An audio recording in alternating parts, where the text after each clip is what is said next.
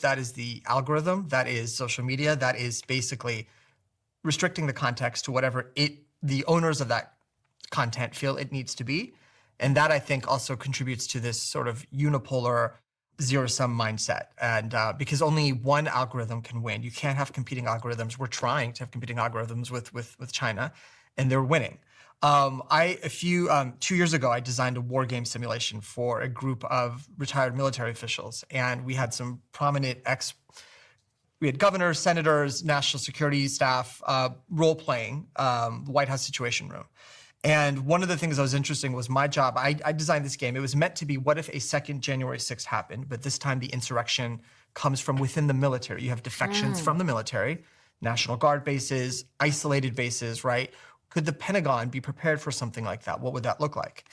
And the White House was staffed with this incredible social media team that was meant to sort of signal to the American people and to the president and to everyone else what's happening. And I had 4 people playing the Red Cell. The Red Cell consisted of basically trolls, provocateurs, who aren't necessarily committed to overthrowing, but just wanted to, to borrow. Interesting. They just wanted sort of action. It's like borrowing what Heath Ledger said as the Joker. Some people just want to watch the world burn, right? He didn't say that, but it was from Batman, right? Yeah. And the havoc that 2 or 3 people in a bar were able to simulate or to create versus an entire White House apparatus staffed with experienced people. These are people who were on actual White House comms teams, who had the training. We had military folks who had worked in defense intelligence, and you had 2 or 3 trolls in their 20s, some were veterans, who were able to absolutely cause havoc. And so that is because the algorithm, and I designed the algorithm to amplify their stuff, and the White House could not keep up. That's fascinating. And that's terrifying. That is terrifying. That is where I think the warfare and the idea of World War III and conflict, that is how you get to zero sum. That is how you get to who emerges with the gold medal, I think. So to back to your point, the context, who controls that silo, who controls the mic, who controls the aperture is going to matter more. One of the things Donald Trump has shown us is how much of an economy of attention we really are in. And just like having the most money makes you wealthy in a fiscal economy, having the most attention makes you very wealthy in an attention economy. And here's a man who, even when he wasn't president, was in the headlines every day.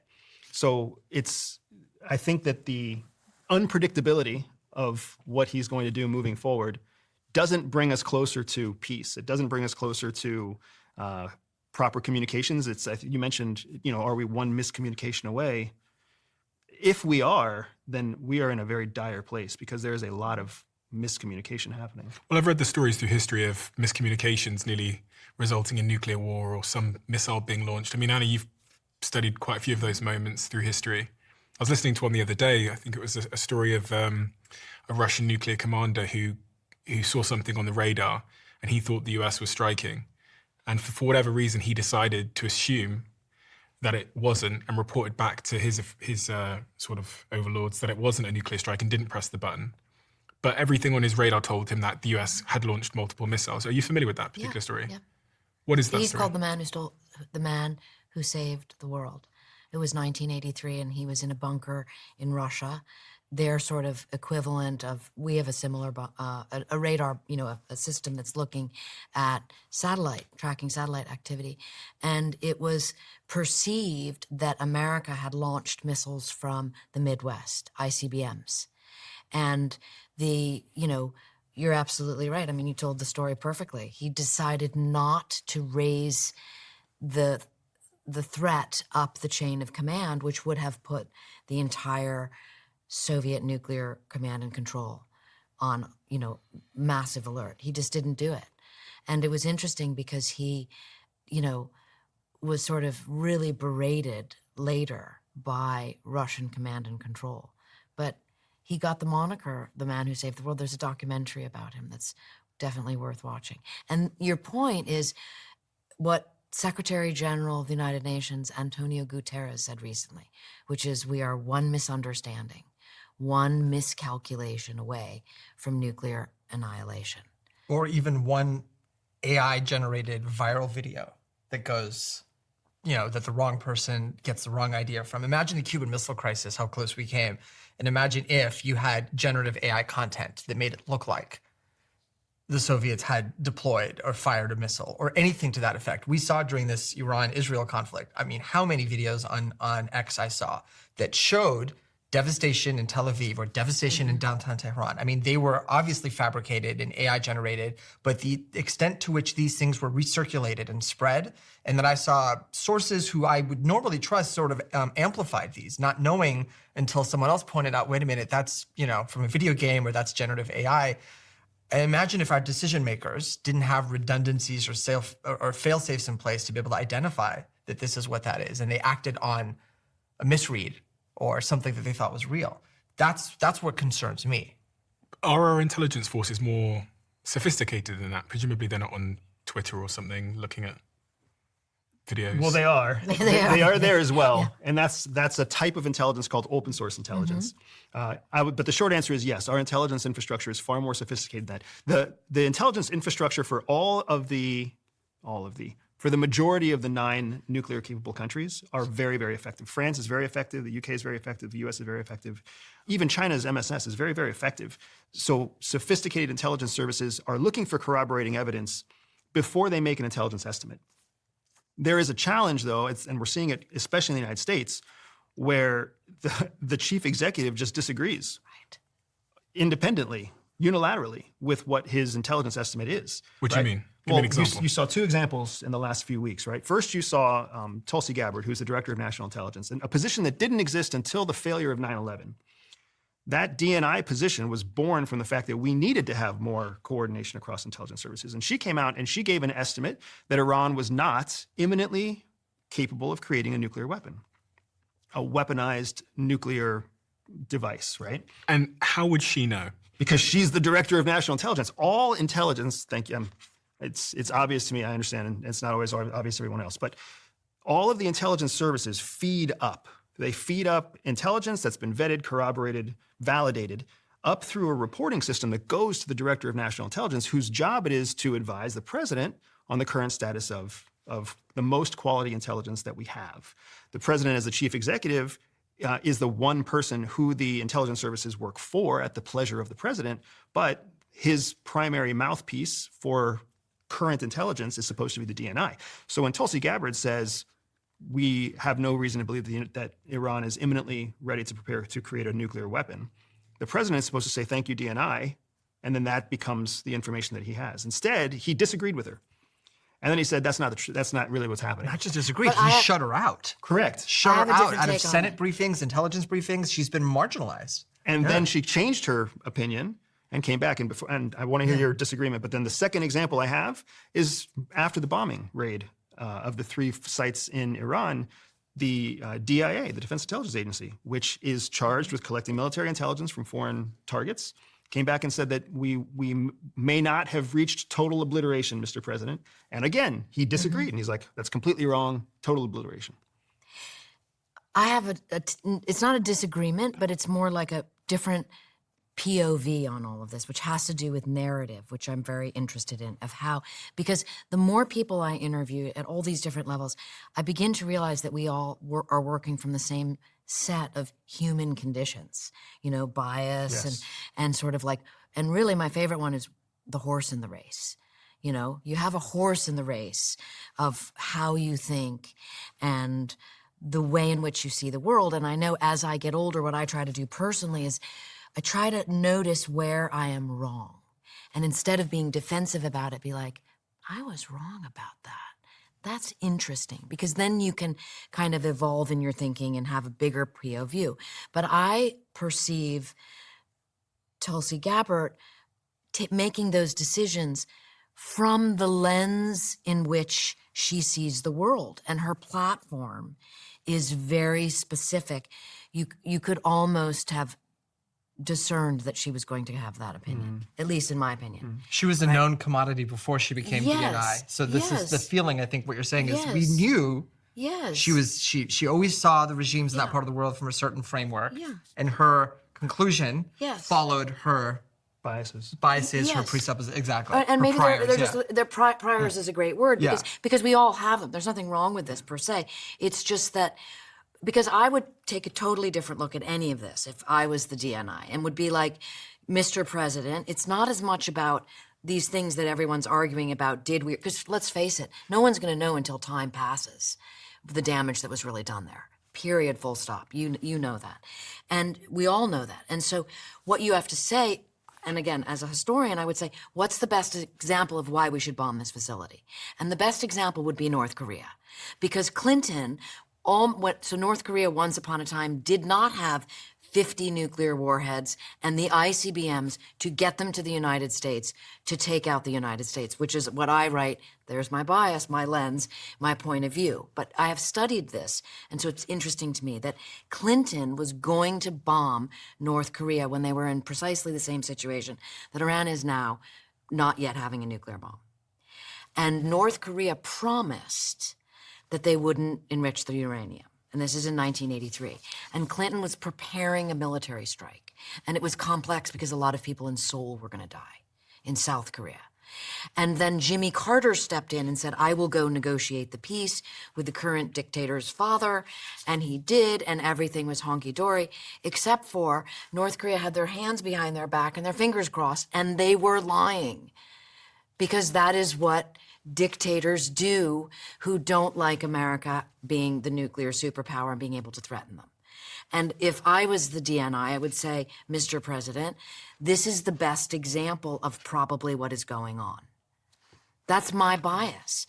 Rather than saying, but I'm interested in how the tribal parts of America, which I find just as dangerous as nuclear weapons, not quite, but that's what I'm interested in. And then everybody jumps on the story which is also true. The story you tell is true.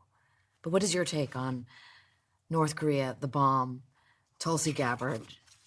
If anything, North Korea is I never thought in my adult life I would say this. It's the shining example of why countries pursuing nuclear capabilities will continue to pursue nuclear capabilities. Because here is a broken, backwards, poor, fucking despicable regime that we don't touch. No one will touch them. Because they've got nuclear weapons. They have nuclear weapons. And now that we have literally bombed a sovereign nation as the United States, we have sent in, we ran a bombing raid of a country that was sovereign, its own borders, with no. Which is why Clinton wouldn't do it because, oh my God, that was unheard of. You don't do that. And now that we have done that to incur and prevent a country from getting a nuclear capability, that's our stated intent. Now, our stated intent may be celebrated in most parts of this map, but to the Iranian people and to the people who are trying to climb up the social ladder through technology, the message they got is our borders are not going to be respected unless we have something like a weapon, a nuclear weapon that will keep people away. So now they have even more incentive to develop a nuclear weapon than they've ever had. Correct. Or they might go a different direction. They might say, look at what a 30-year policy pursuit of funding a nuclear program brought upon us. It brought upon us death and ruin.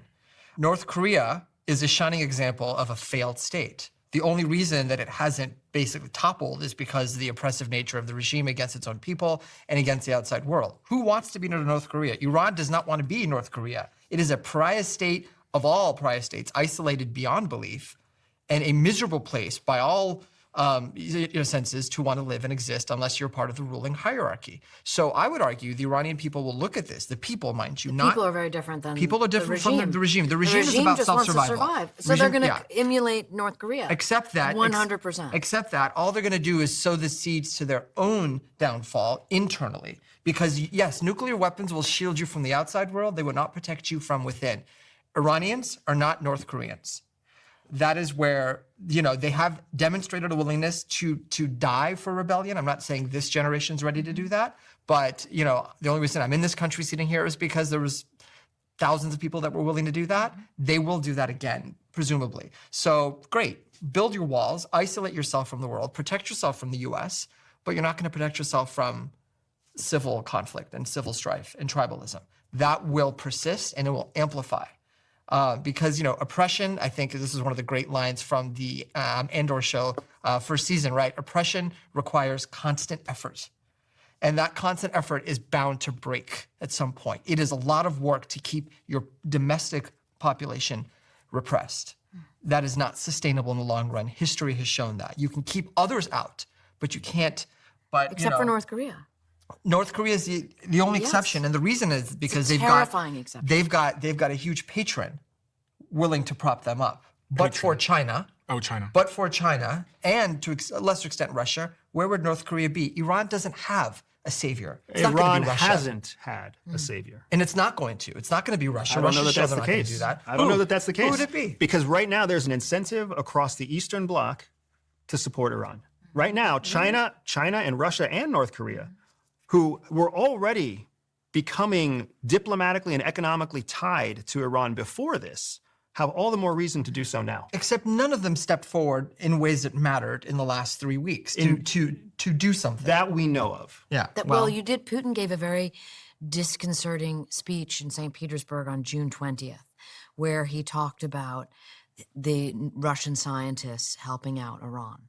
And that I found to be an echo of kind of a threat along the lines Correct. of what you're Don't make the mistake of thinking that there hasn't been support given just because we don't know about support given. There's quiet diplomatic channels, there's secret intelligence channels. I don't disagree. There's just foreign language channels. I don't disagree. I just don't think Iran is the hill that the Russians or Chinese will die on. No, for sure it's not. That's what I'm saying. At the end of the day, there is no NATO Article 5 equivalent where any of these countries in the Eastern Bloc will come to the defense of Iran's sovereignty. They simply won't. And now we go back to the conversation about proxy war, because Iran becomes a very convenient proxy for Russia and for China. But nothing is more important than Iran not having a nuclear weapon.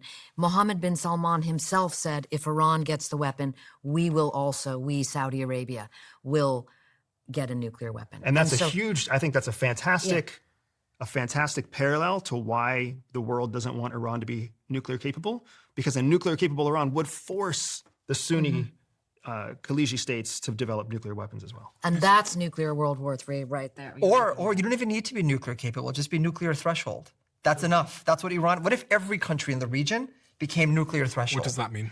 They're on the verge of weaponization, but they're not quite there. So in other words, uranium enrichment. So when you find uranium in the raw, it's very low enriched, like 2 to 3% of it is pure. You enrich it, you put it in centrifuges, you separate the parts you want from the parts you don't, you purify it. Up to 20% can be used for energy or for medical uses. That's what the Nuclear Non-Proliferation Treaty allows every country except those who didn't sign it and the 5 great powers, right? Everyone else, you can have energy enrichment, uranium enrichment, up to that 20% threshold. Iran went beyond that. Went up to 60%. When you go beyond 20, you're entering into weapons territory. Weapons territory, you have to get to the 90% range, right? Clean weapons. Clean weapons. But anything between 20 to 90 gets you a dirty bomb, a radioactive dirty bomb. And so Iran went there and said, well, we're not quite at the 90% weaponization yet, but why? But they exceeded 20. Every other country could arguably do the same thing. They could say, we're not going to build a bomb, but we're going to come very close, where if we feel that we need to do it in a matter of weeks, days, months, we could quickly do it if we think there's a threat. That's a threshold. Do you think Trump was right to bomb Iran? Do I think he was right to bomb Iran? I think diplomacy with Iran has been exhausted with this leadership. Can you explain that to me? Because I'm really keen to just understand where this conflict with Iran has originated from. So Iran, up through 1979, it had various monarchies. The Pahlavi monarchy that came into power in the 1920s was the last dominant one, and it had built, at least through the Cold War, a close relationship with the West, specifically the United States.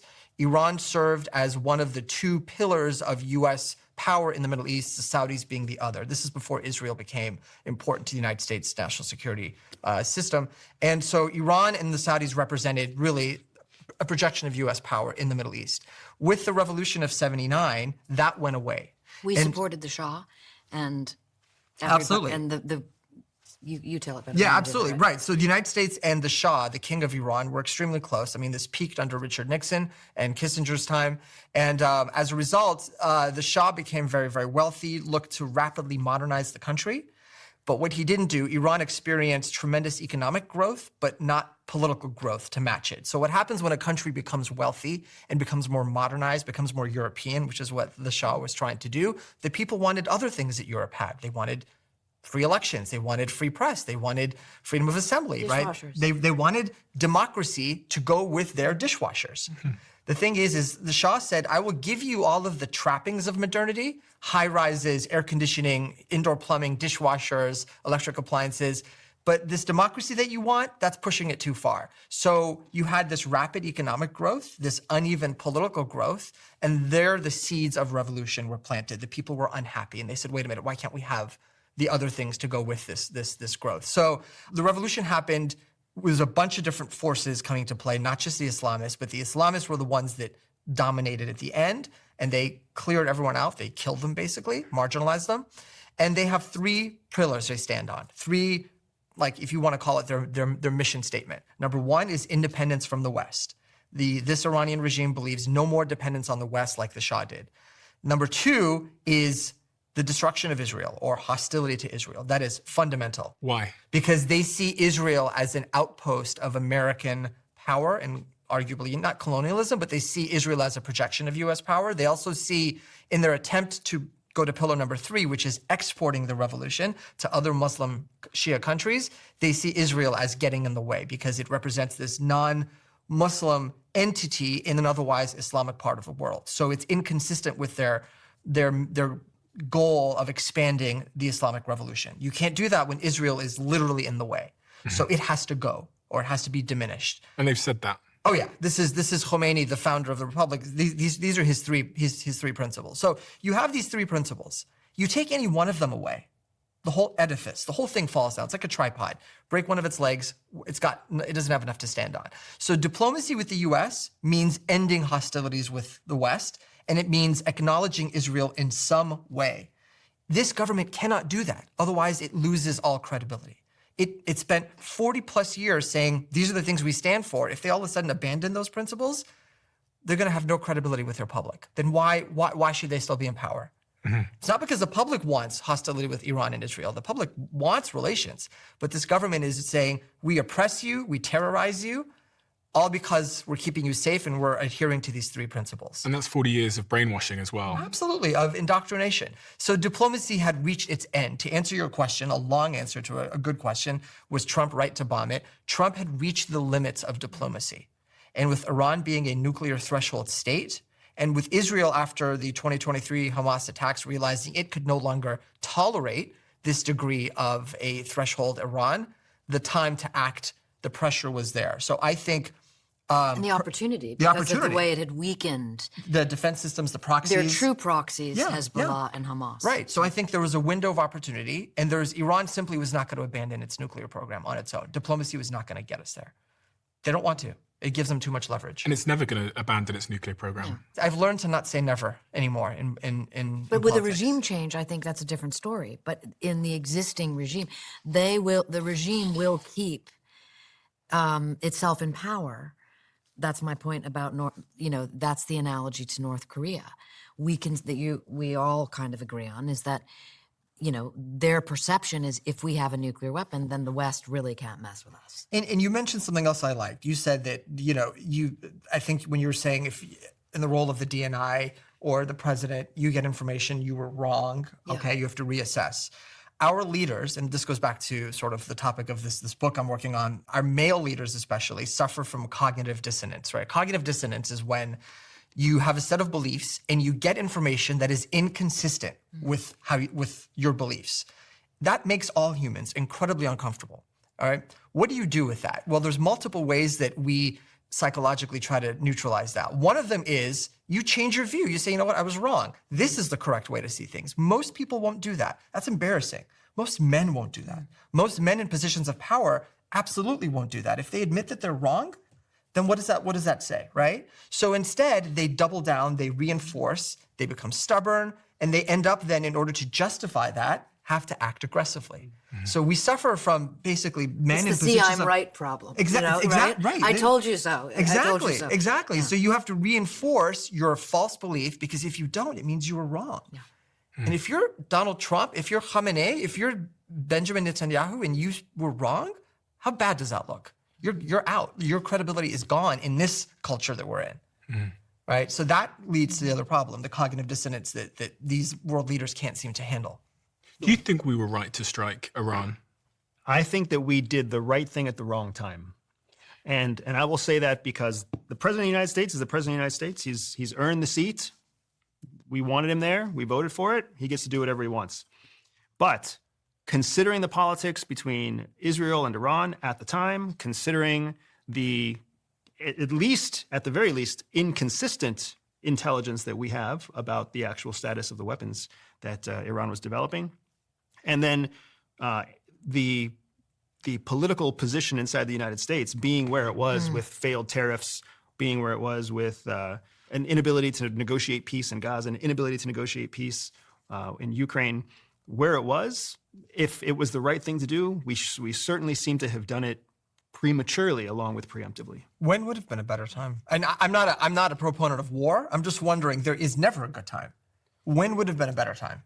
I mean, if you want to speak like a parent, then you're right. There's never a good time, right? But first of all, I think a limited bombing run, that's not how you eradicate. That's not how you totally obliterate a country's nuclear capability. You have to commit to either multiple bombing runs. You have to coordinate attacks. And in this particular instance, Israel made an offer to the United States. It said, hey, we would like for you to come in and use your bunker buster bomb, this technology that only you have. But if you don't, we have other options. I would have loved to have been like, let's see those other options. Let's see how far you can take this on your own, because you're the one, Israel, that has an existential threat from Iran. You're the one who's dealing with and had phenomenal success with the proxies in your area, in your region. And we are the country that currently can continue to say that we don't violate sovereign borders for now, right? We obviously invaded Iraq, we invaded Afghanistan. We've had our history with this, and we've had our history of breaking international law. And we always have the option to stop, bombing across borders. But instead of waiting, instead of letting Israel kind of exhaust all of their options, we went in. And why? And did we go in because it was in our best interest? Or did we go in because it was somebody else's Venn diagram bigger benefit and our Venn diagram smaller benefit?